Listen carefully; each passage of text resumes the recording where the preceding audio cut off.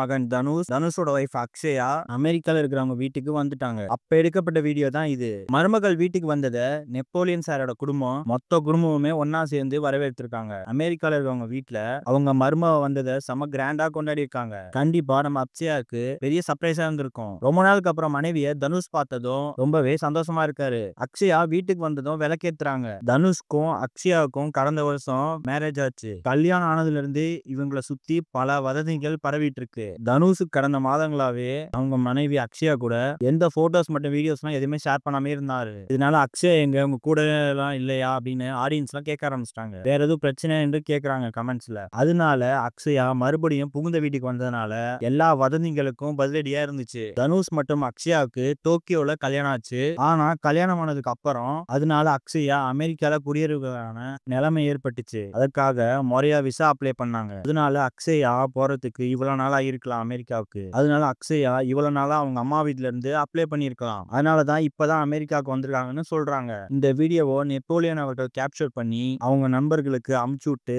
மருமகள் எங்க வீட்டுக்கு வந்துட்டான்னு சந்தோஷமா ஷேர் பண்ணியிருக்காரு. பலரும் மட்டும் அவங்க எல்லாருமே அக்ஷயாவுக்கும் தனுஷுக்கும் வாழ்த்துக்களை சொல்லிட்டு இருக்காங்க.